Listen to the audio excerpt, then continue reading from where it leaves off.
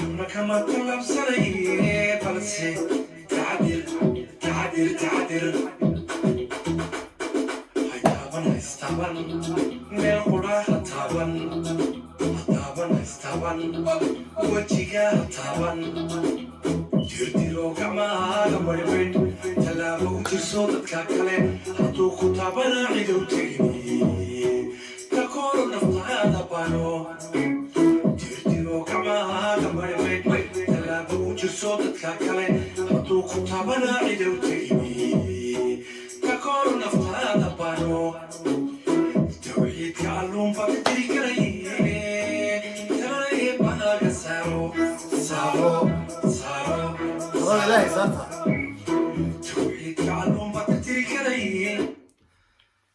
asalaamu calaykum waraxmatullaahi tacaala wabarakaatu kulanti wacan oo wanaagsan dhammaan daawadayaasha hawada nagala socdo jananka aan ku leeyahay barta youtube-ka mahadkaleeye intiina nagu soo biirtay intiina nasiibka u yeelata waxaana nagu talagalnay aniga iyo legend ismaaciil caydiid aadan jamaica inaanu maanta cudurkan adduunka aafeeyey adduunka oo dhami ka qayliyey haddii nahay ummadda soomaaliyeed bal wixii annaga karaankayga ah maadaama cudurka adduunka aanu dawo lahayn oo ay tahay wixiisi wacyigelin in anaguna kelmadda odaynimo iyo waajibnimo nagu waajibtay aan habeenka caawa bartan idinkula wadaagno idinkuna tan annagana saaran aan waqtiga gelinay tu ka badan iyo mid lamidaba idinku aad gelisaan marka horena waxaan ilaahay ka wakiilinay ilaaha weyne iyo casa wajallihi inuu naga salaamad yeelo oo Soomaali meel kasta joogto ka salaamad yeelo adduunka dhammaanna uu ka salaamad yeelo sida Ismaaciil oo ku soo dhawaatay barnaamijka bahalaad baan maasastay waa wanaagsan barnaamijkan aad samaysay walow dadku muddo badan isla dhex wareegayay baraha bulshada ilaahay cid walbaad ka hadlaysa macnaha anagu dhakhtar ma nihin laakiin baa isaga aan saaray in macnaha bal wacyigelin yar oo qurux badan oo at least dadka wax tarta in meesha laga sheego anagu ma nihin dhakhtar daweyd siimayno macnaha waxay waxtar un waa isu sheega laftigiisa inkastoo soomaalida lagu xanto la yidhahdo soomaalida haddaad email u dirto badanaa ma akhriyaan marka waxay ka jeceliya oralka inay dhegeystaan taad baan kaaga madcelinayaa barnaamijka wacyigelinta wadamaad waayahay horta inagoo kelmadda Ismaaciil ugu jeedo markuu leeyahay anagu dhakhtar ma nihiin sheekh tabiibana ma nihiin bulshadan ka mid nahay waa runtiisa laakiin qof kasta bulshada bartu kaga aadan yahay imaka heesta barnaamijkeena inoogu furmay Sir Maxamuud Cumar Yare oo lahaa hataaban waa hees isagoo qof fanaan waa abwaana muusigiisa wacyigelintiisa ku hadlay intaasuu kari karay wuxuu sheegay in adduunku wacyigelintiisa baalkan dawada quraatay laga fayoobin karaa ay tahay qof kastii inuu qofka kala taaban haddii aad taabato kugu dhacana aad adigu istakoortid awoodda ilaahay baana haya waana halku intaas ku dhigay inaguna intiyo faahfaahsan ayaynu leenahay maasha allah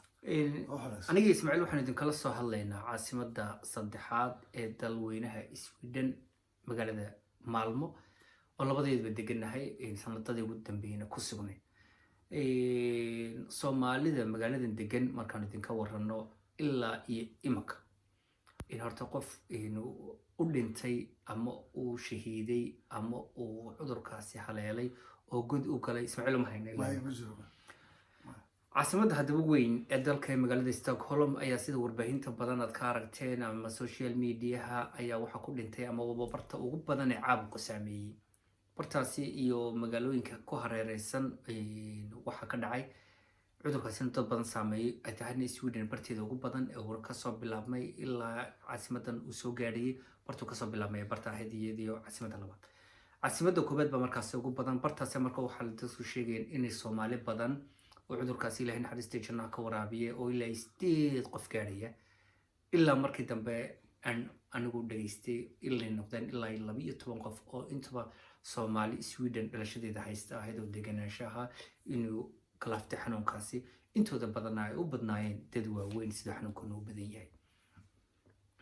haddaba maxaa dhacay sida Ismaaciil ka warqabo idinkuna aad ka warqabtaan dhalinyaro badan oo Soomaaliya iyaguna gobolkaasi ka howlgala ayaa iyagu hadlay markaas waxay sheegeen inay dadkii ugu badnaa cudurkaasi u dhinteen Soomaaliya hayeen laakiin xaqiiqatan marka la eego qofku u duur galo ee uu hubiyo maaha dad badan oo baa dee Sweden nimanka dhimashadu waxay maraysaa 146 qof baa ku geeriyooday Sweden oo dhan markaasi taas marka la eego 12 qof Soomaaliyeed inta qowmiyadda Soomaaliyeed degan laakiin marka Soomaalida maadaama iyagu is og yihiin oo dadka bartan degan yihiin boqolkiiba hal bay noqonayaan wadad aad u yar marka taas la eego 12 qof ay u dhintaan bay Soomaalida dhagaa weynaanayaan way yaabayaan isroonayaan dee Soomaalida dhan way rugmatay laakiin walaalayaal cudurkan ummaddu way nala qabtaa si marka loo eego Soomaalidu waxay noqonaysaa dadka ugu yar maadaama qurbaha dadka kale oo dhanba kaga yarnahay cudurkan dadku saameeyay kuwa u dhintay kuwa marka hayaaba Soomaalidu waa dadka u yar laakiin dhibta dhacday Ismaaciil waxa weey adduunkiiba Soomaalidu meel kasta joogto iyagu wax laga hadlaa afaan afkoodii ahay inta dadkan joogto waxa laga hadlayaa afkii Sweden inta Ingiriiska joogto afkii Ingiriiska inta China joogto waa afkii China inta Japan joogto waa afkii Japanka dalkan ay martida u yihiin cudurkan ku batay adduunka markay marka wax isweydiiyay talo Soomaalidu maxay intooda badan ama dalkan ugu bateen aw dhacin ma wacyigelinta la tabinayo ayana si fiican u fahmin ma horta annaga Soomaalidu waxa weeye dadka kale waa ka duwan yihiin Soomaalidu waxay jecel yihiin ninka Soomaaliga lagama yaabo inuu keligii meel fadhiista ama kafee dad lacab ama qof keli lacab waxaa laga yaabaa inuu jaaliyad ama meel kale tago Soomaalidu ku badan yihiin inuu iskala soo sheekaysto waxaa laga yaabaa inuu qaar ama turub isaga soo ciyaaro ama mataqaanaa ilaacadaha kasoo dhegeysto maaha dad keligood noolaan kara macnaa ama dee socon kara sida adduunkan hadda aanu ku nool oo kale ay kelkeli u socdaan oo adiga arko markii la ordayo kale beertaan tagno kale waxa yaacaya dee Soomaali kuma aragti intii ordaysu ba Soomaali yaa laga yaabaa marka waxa keenaya maaha bulsho dhexgeli karta dadka kale badankood marka waa bulsho iyadu isku kooban oo meel walba iska doonanaysa macnaha meesha jooga toban ama shan ama lix baa laga 20 baa laga yaabaa meel ku fadhiyaan ama toban kugu sii daray Ismaaciil waxa ka daran basha la yiraahdo oo wacyigelinta cudurka ku jirta iska canqaadka ayaa waxay ka mid tahay dhaqanada Soomaalida ee soo jireenka ee muddada badan soo jiray ee Soomaalidu markay sarkaan galgacal badan isku muujiyaan waliba markay qurba isku yimaadeen ay madhowto waxaan aanu marxati ka ahaa oo inaan ila socday إنك سحبين تروح الله وكل واحد يدور بس وقليه إما السلام يصير ديسك ورن وكي كل عرتين إلا سقعان قاضي والله جمت تجلسي وهذا قعان قاضي إلهي ماذا من سنين ما قصب مركي دمبي ما الدوري لفتك السمان وضبطنا أنا كلنا قفك الدوري خبوا حلقة لو كوشة وكل الدوري بقوا سبحان الله ما كنت أنا حلقة لنا كعر والله هذا ترى الله ما واليو عذر بيجي بل دوش أسكت سلامنا وين بس الصومال حلقة مسكر وأركوا علونا waxa xasuus mudan ee imka dalkeena kale ilaahay magayaha cudurku keeyo in qolooyinkii ina xasuutiin kala mooyaan marka ariga iyo xoolaha kala iibsanay ninka dilaalka ay iibinaya iyo qacmada la isku la gartaayo marka ma dhac baa laga siiyaayo hawshaasi laftigeedii si loo gooyo waa si adag xoolaha ariga ma kala soconayaan badilaal labada qof gacantiis geliyaan waa qaymadii baa lagu goynaya horta Allah ku watay waddankii ilaahay ma geeyo baalka insha Allah waddankii hadduu tago Soomaa waxba kama haraya la ku sheegay laakiin ilaahay ma geeyo waayo dadka gacmaha iska salaaman way isku dhegdhegaan xoolaha la iibsanay suuq adiga arkay ilaalku gacanta la isgelaa war meedhiitay aan ku dhiibay ma ku kala macnaa labada gacmo la isgelay marka gacmahoodii baan kala istaagay meherkii ka war hadii inaan la isku meherneed sheekhu waqti gacanta qaban jiray ilaa gloves ka hada hands-ka la isticmaalo sheekhyada hablaha meherneed waxa la doonayaa in markaad inaan macna isku meherinisaan inaad gacmaha ka xirataan gloves adiga cariisku badii falxumo maaha suulkiin iska xidhnaada laakiin waxa weeyaan idinkoo macallimiin caafimaad qabo isoo أنا حرّلي هذا لفتي ما كروني ما هو كي عادي هو هذا كان كوس حدا موتي ما يحلّيها جلوفز كون تايم ميوزك استعمالها والله هذا ودك سومالي والله هذا مالك صار هذا مركا جلوفز كون تايم ميوزك استعمالها مركا دوتان اسكتورة مركا هولينا مجال كله بيستان اسكتورة على مدى اللي بقول القاضي عذرك اللي نجواني محاك حصتها وهو قفك إنه قفك على متر وجسدي haddii iskaga soo dhawaada maxaa dhacaya waxa weye neeftaasaa soo gaadhaysa macnaha neeftaa kasoo baxaysa qofka kale soo gaadhaysa yaa la diidayaa quick markiiba qofka inuu ku qaado qofka hadduu saxdo ama qufaco kalo waa inuu qofka suxurkiisa ama saa u saataa magarat ama waa inuu wataa safletiga oo ku hindhiso ama ku qufaca ha waayo ma wanaagsana marka la leeyahay soomaalida laftigooduna aad bay u baqaan waxaad u malaysaa xoogaa in iimaankooda uu yaraaday dadka qofku inuu baqmaa ilaahay uu ku abuuray maalintaad dhalanaysay adigu isbaad xukumin oo ilaahay baa ku xukumiyey in aad soo baxdo oo uurka hooyada aad ka soo baxdo intaasaad soo leekaatay maalinta lagu qaadayna cid lagaa weydiin maayo marka waa inaad aamintaa ilaahay isagaa ku abuuray maalintii rabo nafta lagaa qaadayo iyadoo lagula tashan wixii sabab lagaaga dhigay laakiin waa in waxaa la yidhi digdiintu waxay tahay war qofka gurigaaga joog markaad duri qabtood qufacayso ama aad sogtahay in sanka kaa socdo diif kaa socdo aqalkaaga joog waa ka soo baxay aduu iskarantiin aday caafimaad ku tahay dad kalena hataa macnaha galaafan oo dee dhibaato kale ha u geysan waxaa la diidaa cudurka inaad dad kale usii gudbiso waa gurigaaga haddaa ku jirto waxaa lagaa safe inaad noqoto hawadaas waxaa lagaa inaad ka badbaado in aad gurigaaga ku dad badana waa jiraan hadda oo suulishka sheegaan oo guryahooda ku caafimaad intuu durigaas ama waxaas ku dhacay layiri gurigaaga joog oo markii dambe caafimaad laakiin kuwiina caafimaadka qaba guriga waxaa laga yaabaa guryihi badanaa fugti bay leeyihin waa adiga arkayo dhastu meeshay kasoo gasho garanaysa guryaha marka qofku hadduu guri ku jirana waa dhibaato qofka isagoo caafimaad qaba waa la ogolaya inuu soo cararo marka jirkaaga markuu qashisaar sameynayo waa adagtahay cudur walba macnaha unugyadaadi baa iska difaacaya somaga marka taana waxaan u malaynaya soomaalida badanaa laguma karo oo waa adag tahay waayo markaan ordaysa inaad jimicsiina sameeyaan qofka aan bixi karin ee banaanka ku baqaya xitaa guriga dhexdiisa ku sameyn karaa jimicsi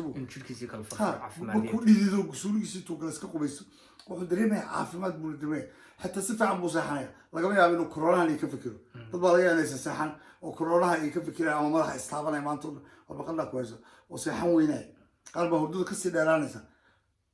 imsaan dhintayaan yaa xanuunsan marka waxaa roon qofku inuu jimicsi sameeyo si jirkiisa u daalo isla markaana u seexdo subxaana anigayga laftigayga maalmihii ugu dambeysay warka eeg maxaa baalka soo dhacay ilaa shalay ilaa daraad macal anigayga aanu xanuunsanayn cuntadii baa iga yaraatayba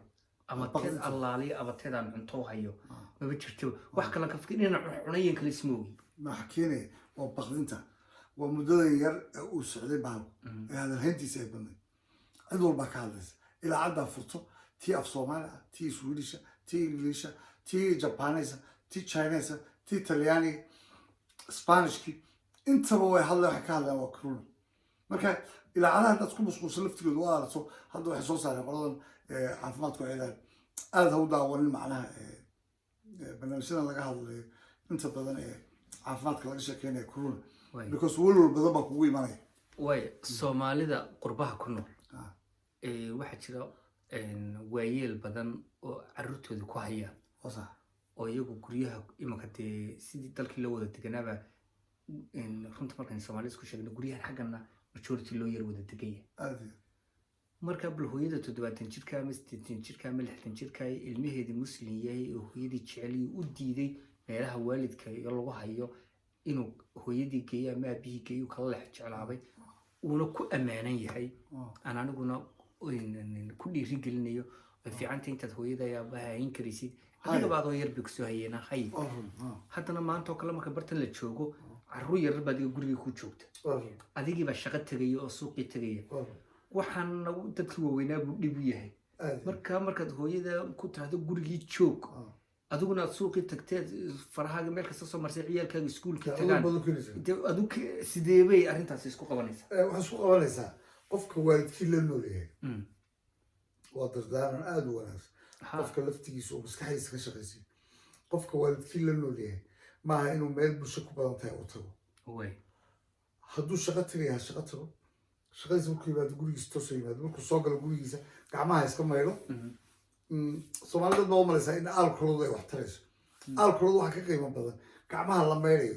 20 second 20 ilbiriqsi marka gacanta la maydho laakiin alkoholka waxaa la yidhi waa haddii aad shaambooga ka gaadhsiin kari weydo waa markaad dibadda joogto ama dibadda joogto wey laakiin waa runtiisa mar walba waxaa ka wanaagsan gacmahay mursantahay marka waxaan oran lahaa waalidkii ka taxadara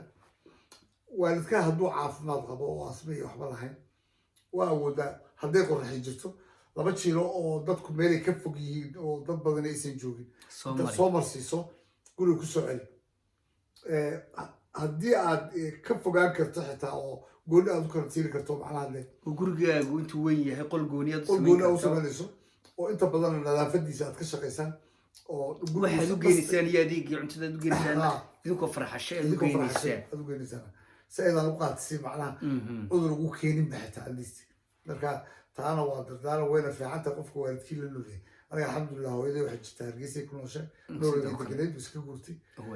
kuleelkaasay dooratay marka alxamdulilah waxaan oran lahaa waalidiinta inta badan hala geeyo dhulkii kuleelka ah dhulkan lama qabsan karaa inta badan kuma noolaan karaa 2 qodob oo Ismaaciil aad muhiim ah jira labada qodob horta mid adduunka weyn la wadaagnaa waxaan doonana weyn uga badanayba midna ilaahay weyn waxay yahay naga hayay dhaqanno ma lihin damiirno ma lihin laakiin waa wax dhici kara dadkeena oo ka waanin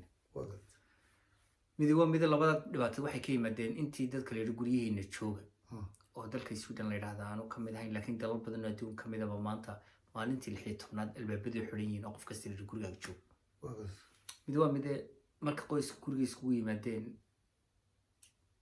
ninkii iyo gabadhii guriga mas'uulka ahaa hooyadii iyo aabbiiba khilaaf badan dhex yimid oo isku soo duubmeen taasi xal bay rabtaa Soomaalida adduunka waan kala mid nahay waa in uga badan isbedel talabaadna waa mid ilaahay naga sharhayo oo inagu aynan iimaanka iyo islaamnimada iyo qalbi wanaag naga daweynayo oo dad badan ba Ismaaciil markii guryahooda lagu xiray oo shaqooyinkii ay hayeen coronavirus dhaqaalihii adduunka uu yaraaday safaradii ay yaraadeen waxa laga yaabaa taajir badan oo lacag badan heli jiray lacagtii ay ka yaraatay ayaa waxay sababtay in naftoodii dilaan iyagu markay dambe isku buuqeen fooqiye iska soo tuureen qaar badan sunbay cabeen weliba waxa u badan kuwa fooqyada iska soo tuureen markaasi Ismaaciil ku dambaysiin doonaa anigu tan kale waxaan leenahay dad islaam aynu nahay nolosha adduunku marna way adkaataa marna way dabacdaa bariba si kala noqonaysaa tan maanta dhacdeen adduunku dhan uu kala qaba adigoo islaam oo ilaahay aaminsan waa inaad ogaataa waagi baryaabeen si kala yahay naftaada iyo naf kalena waa laga ducaystaa inuu ilaahay kugu sababo naftaada inaad maaweelisid oo naftaada jimicsiisid oo naftaada buuqan iyo stresska aad ka saartid stressku totally oo dadka telefoonada ka wacdid oo qofkaad ehel moodaysid ama qofkaad saaxiib fiican adiga ku ah adduunkana qofku saaxiib inuu yeeshaa oo u siri sheegto oo uu waayo sheegto oo maanta wuxuu dareemayo iyo wuxuu ku soo toosay aad u sheegataa way qurux badantay waa inaad qofka binaadamka markaad hadasho waxay tidhahdaa dhakhaatiirtu waxay dhahdaan xanuunkaaga sheegidiisu waa dawadaada 50% wixii ku hayay inaad sheegtid 50% baad dawaysi inta kale waa xalkii iyo dawadii marka qofka binaadamka ilaahay naguma keenay hadaad subaxdii soo tooso darto inay naftaada si kala tahay oo iska dhaadhicisid maanta waxba kaa siiya maanta mala bukaan wallahi billahi iska bukaan socod baata ilaahay wallahi waa barbarta eego aad shakadido waa inaad qof binaadam weydiisid oo tiraahdaa niyo saaka waan soo kaco wallahi niyo saas ay ugu dhacday oo gebigeyguba fur allaaliya faraan qaadaya ma jirto si qofka binaadamka isaguna waxa la aqliga inta ka maqan walaalkaaga ku jirta waxa laga yaabaa in meel kala ka tuso oo wanaagsan quraanka akhriso salaadaada tuko hadii jeerna ogow naftan ilaahay ku siiyeen adiga amaanadaada tahay ubad baad haysataa hadaad haysan ubad baad sugaysaa dad baa ku jecel adigu dad baa jeceshahay adduunka noloshiisa intuu ilaahay ku siiyey si fiican ugu raaxayso adduunku maalina way jilcdaa maalina way adkaataa maalina way xanuustaa waxaasoo dhan inuu dembi dhaaf adiga ku yahay ogow laakiin nolosha bini'aadamka marka la yidhahdo guriga joog ama ninagti ay islaayaan ama naftaada hifta mar way dhacdaa laakiin waa inaad noqotaa xoog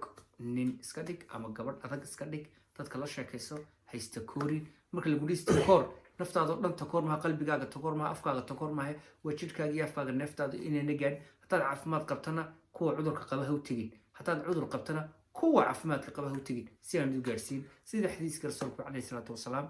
sheegay u soo shacbaxay beri dhaweytay adduunka oo dhanna xadiiska rasuulku may markaa dhan dawadiisa noqotay war kii cudur hayo barta kuga hayo ka joog war kii kala caafimaad qabo barta cudur ku dhacay ha tegin ismaaciil bal ta kale adigu haweenka iyo dadkii Soomaalida ما هو فعلت أنا سبرتان because دمر كنت بدل رك سؤال قولي أنت بدل كم قيم بينا روح فعلا إن سبرتان أنا وعقولت لها سبرتا وحنا سنة سبرتو شو مع الشتاء رومانتيك ولا شاكيستا ما قلت ياك مركز كسر على شو مع الشتاء سكا شاكيستو باشا ما قلت ولا كفتما اسك الكلاه حتى دي قص الويد حتى حواك الكلاه مرمر تاسو اسبرسدي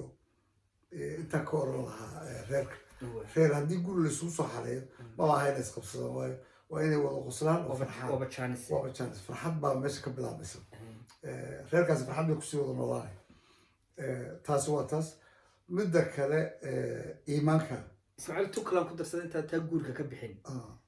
dad badan waxaa jira guurka inta ku adkaaday ama lacaga badan in arooska iyo hoolka kaga baxaysay oo iminka intiis lahayn nima guursataa dee lacag badan baa kaga baxaysa kuwa ka war hadday jaaniskan corona ka faa'iidaystaan oo dee iminka hool badan iyo meel dad isku yimaada aroos lama dhigay dee marka wayn isguursadaan iminka mid kasta gurigeeda laga xareeya jaaniska halga faa'iidaysto kaasaa uga fiicanba ya kaasaa uga fiican jaaniska ka faa'iidaysta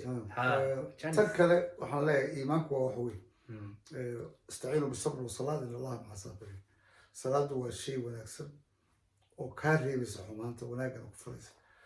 walwalka iyo tashuushka qofka bini aadamka haddaad aragto laba ragco sunna la tukada wax walba kaa baaya marka haddii qofku ilaahay ku xireeya lagama yaabo in walwal niyadiisa marnaba soo gasho wuxuu aaminayaa naftan waa ammaano waa loo dhiibtay maalintii la rabaa lagaa qaaday halka waxaa uga ducaynayaa intii dhimatay ilaahay naxariista jannaa ka waraabiyo intan xanuunsanna ولي عاوننا صاحبنا صاحبنا قال جنرال بان لنا عاو كحلو سير إلهي سجنها ككعير أنت حنوصل لك إلهي عفاضسي وهالشافي شيطان بان حنوصل بالله أكسب تقريه معناها أقولها إن حنون كل عكرة ويقف إلهي آمي سنبات إلهي هذا آمي سنتا وحدوقاتها وحول بين الديار ninkuu xulli jira markaa tala meel dhiga sootii rabbi meel mataan adigoo laga yaaba inaad ku tashanayso sileeda caawa waxaad ka digtaa rajayna yaa laga yaabaa in malaka moodkii lagu kaxeeyo marka cid og male marka qariib baan ku nahay adduunkan marka waxaan roon qofku inuu strong yahay strong waxaa lagu noqdaa waa qofka ilaahay ku xirnaada salaadaada markaad tukato waad qaboobaysa wax badan arki maysa markaa waxaan dhihi lahaa kunuuna la sheegayo wax la sheegayo wax weyn maaha ilaahay baa ka weyntan ilaahay naga sugaya marka ilaahay ku xirnaada wax dhiba oo mushkiladu uu leeyahay male alxamdulilah waa kugu filan haddaad xanuunsato walaalka xanuunsadana ilaah caafi alxamdulilah ducadaas ubay kursantay social media inta badan waxa wanaagsan waxyaabahan oo kale hadda ma hadu ka hadlayo kale inaad ka hadashaan ba wanaagsan aflagaadada soomaalida aad isku cayso iska daaya ilaahay waa idin arkaa waxa weye nacalad baa idinku dhacaysa mar walba oo xaga laa dadku waxa wanaagsan inay isjeclaadaan xubbo isku qabaan almuslim ikhwati li muslimku hadduu jaanis yahay hadduu inay walaal yihiin kan diinta kala haysta inuu walaal ku leeyahay oo diintiisa ku ixtiraamaysa ciisa bidiin wa muusa bidiin bini aadamku waxa fiican nin walba ninka diintiisa kale inaad ku tixgeliso ku ixtiraamto ilaahay markaasoo adigana ku ixtiraamay marka walaalkaa ixtiraam ha iscaayina ha isaflagaadeenina ha isnicina soomaali ilaahay baa isku diray waxaad u malaysaa markii dhibaata dhacdana way isku gulmadaan markii mushkilad mataqaanaa gobol aad cayso caaw ama wax ka sheegto ama istiraado nin dhaliishiis sheeg waxaa laga yaabaa 500 oo reerkiisa inay kugu soo kacaan marka waxa wanaagsan dadku waa walaalo qofka adiga ka ku-xiga intuu qofka la dhaliil lahaa adigu qabo dadka ka joogdha hadduu gardareeyay haddii laga gardareeyna walo laga gardareeya joogdhe magarad marka aan waxaan dhihi lahaa soomaali waxay u baahan tahay ilaahay inay u noqdaan culummada especially culummada soomaalida iyo salaadiinta laftigooda way khuseynaysaa arrintani waayo ummaddu berigii hore anigoo aan dee waktigaa soo qaatay soomaaliya nabadda ahayd culummadu dadkay horkici jireen oo wanaagii dadka fali jireen wadaad kale lidku aana ma jirin ka mashrib iyo makhrib jooga waxa weeye markuu soo booqdo wadaad magaaladan soo booqdo ahaan jira aad baa loo soo dhaweyn jiray culummadu dadkii hagi jirto khaladaadka dadkii tujin jirtay dadkii wacyigelin jirtay oo dhinaca diinta cuqaasha iyo salaadiinta iyo ugaasiyada iyo duubabka iyo waxaana hadda waxaad u malaysaa inkaan alla inay soomaali ku socoto siyaasaddiiba lagu halagaday waa dadkii loo igmaday in iyaga la yidhaahdo war ummaddan ninkan reerkan aada mas-uulka ka tahay haddii ay dil geystaan oo kale magtii uu soo ururinay reerkii kale uu la gartamay maba jiraba isagaa siyaasadda kaga horeeya marka anta waxaa odhan lahaa waayo maadaama wacyigelin ay tahay ood uga faa'iidaysanaysaa waan uga faa'iidaysanayaa inaan dhexgeliyo soomaali maanta meeshay ka khariban tahayna meesha tahay in loo baahan yahay in culummada iyo oday dhaqameedyada meel lagu xareeyo 4 casho ama 5 casho meel lagu xareeyo oo loo soo jiheeyo lasoo baro wixii ay shalay ummaddu ay u imadeen oo u hayeen taasina waxaa chanskaasi suldaanku uga faa'iidaystay barnaamijyada kale oo ay bal soomaalida iyo habka ay u dhaqmaanna waa insha allah ka sheekeyn doonaa ismaaciil ogtii ugu dambeysay kelmadaadii gunti iyo kelmadeedii waxaan leeyahay koronaha baalka la yidhaahdo iyo soomaalida maxaad kusoo gunaanadaysa waxaan kusoo gunaanadayaa kuwiina caafimaad meel kastoo adduunka joogto waxaan kusoo gunaanadayaa kuwiina caafimaad qaba walaalila orod gurigaa ku jirin kuwiina caafimaad qaban sheegay walaalila orod kii xanuunsanow guriga joog oo dibadda ha usoo bixin oo gurigaaga 7 casho ama 14 casho isku karantiin intaan fahmin walaalila orod bal u yarfado walaalila orod waxaan ka wadaa intiina caafimaad qabta dad ordi kartana orod sida anagu aan u orodno beeraha markaan tagno jaaniskaan hayno ooda shaqaynin ila orod inaad kula ordo haddaad ordi karin ruclee haddaad rucleyn karinna lugee beerta ku lugee waxaad leedahay qof kastoo adduunka maanta nooli farna saa u dhaqdhaqaasho qof kastaa jimicsi uu sameyn inta ugu badanaad samayn karta waayo waxyaabaha aan ka xishoodo mataqaa markaan beerta tago kale oon ordayo kale waa naga orodnaa qof soomaaliya inteenan ordaysa 3 4 qof mooye qof bini aadan oo soomaali xataa madow waa arkaa laakiin qof soomaali weli salaamu calaykum astartaan ma jiro maba anagaa ku dhahay intaasaan ku ordayay beertan 10 sanaan ku ordayay warna hadii markii la saaxiib ilaa madow ma jirin marka intaasaan dadaalin kusoo gabagabeynaya anigu waxaan leeyahay walaal ila orod haddaad ordi karin walaal gurigaygula jimicso intaasaan leeyahay السلام عليكم ورحمة الله وبركاته. واي والله ليال وحين سوق عندنا قنتي يجبجبدي برامج كني دردارن كأي فالله عذر كانت يوكسامي كورونا فيروس إنك قال لي نبل سامين تكويش الصومالي ده أنتي على نجا جرنسية وحكلهم كسو جبجل برامج كن الصومالي ده ما أنت تطبضن فرنت مركز نسكو شغلة تطبضن بوافية عذر كني قاركود نقول لنتين قاركود نقول شيفان أيكو كلنولين الدون وينها وعذر كان عافي قف كستو أدون وينها وعذرها سكن عين شوجة والصومالي وكلها انتو دبضن كمودعين لكن دبضن قف أمريكان كصومالي بتشوف تبركض وكلها إنجليز كتلسام الصومالي بتشوف تبرك وكلها سويدن بتشوف تبرك وكلها ضد كمركا وحلا بدن الصومالي ما دام يجو ضد يرهاينو أدون كهتنا كف الأقسن انتو ديارات سيدي بعذر كلها وحال أورنكر الأدون كورنمي الله يسكر راعي إننا Soomaalidu wacyigelintii adduunku soo jeediyay cudurkan sida lagu kala fogaanayo ama sida la isku qaadanayo iyagoo macal fahmay oo wax akhrinaya ayna dhig jala ku dhigin tooda ka raaceen waxaana taa cadeeyeen run ah Afrikaankan ay kala simeeyeen maanta waxaad arkaysaa dalka Kenya magaalada la yiraahdo Nairobi oo dadka la yiraahdo kala xaroodo oo in dadka kala xaroon waayo oo bud lagu kala siixinay budada adduunkana TV-gun baa laga oranayaa waa nin cudurka uu soo batay guriyiina ku jira waa lagu jiray dadka Afrikaanka ah khaasatan Soomaalidina bud baa lagu siixin kar lahayd marka Soomaalida waxa idin sheegaya guriyihiin bal Soomaalida marka la yiraahdo guriyihiina joogaba guriyahooda isku balansanayaan guriyahooda isku imanayaan wala la isku imanayna qof kasto ba caafimaadka naftaada ka mas'uula ka carruurtaada ka mas'uula wax laga yaabo hooyo idin kamida ama aabba idin kamida oo 8 carruur guriga u joogan oo gabadh iyo ayeedeed u joogan intuu saaxiibkii oo cudurkan ku dhacay ama yar ku ficay intuu u tagay uu saaxiibkayba guri kaliya ku nool ma lu tagay intuu u tagu adeeg soo sameeyay uu soo sheekeeyay uu soo salaamay oo haduu doono dharka qasaalada ka soo galiyay inuu reerkiisa kula soo noqdo oo subhanallah waa jaahilnimo ma fiicna iska ilaaliya walaalayaal